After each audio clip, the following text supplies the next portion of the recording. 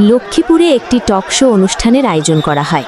উক্ত talk show অনুষ্ঠানে প্রশ্ন করাকে কেন্দ্র করে বিএনপি ও ইসলামী আন্দোলন বাংলাদেশের নেতাকর্মীরা সংঘর্ষে জড়িয়ে পড়ে।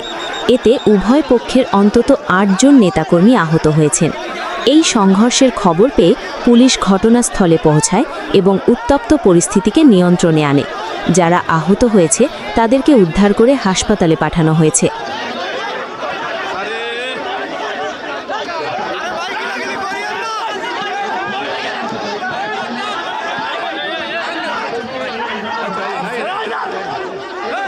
লক্ষ্মীপুরের এই নির্বাচনী টক শোতে মুখোমুখি হয়েছিল বিএনপি, ইসলামী আন্দোলন বাংলাদেশ সহ অন্যান্য রাজনৈতিক দলগুলো।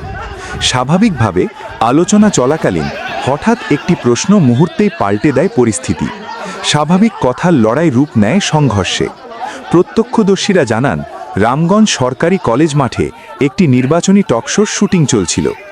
এই সময় অনুষ্ঠানের ধারাবাহিক নিয়ম অনুযায়ী আলামিন নামের একজন বিএনপি কর্মী ইসলামী আন্দোলনের লক্ষ্মীপুর ১ আসনের প্রার্থী জনাব জাকির পাটোয়ারিকে তার দলের পূর্বের অবস্থান সম্পর্কে প্রশ্ন তোলে।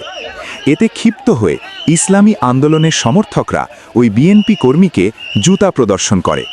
পরবর্তীতে অনুষ্ঠান শেষে দুপক্ষের মধ্যে বাকবিতণ্ডা শুরু হয়ে যায়। এক পর্যায়ে উভয় পক্ষ সংঘর্ষে জড়িয়ে পড়ে। এতে আহত হয় দুপক্ষের অন্তত ৮ জন। খবর পেয়ে পুলিশ পৌঁছে পরিস্থিতি নিয়ন্ত্রণে আনে।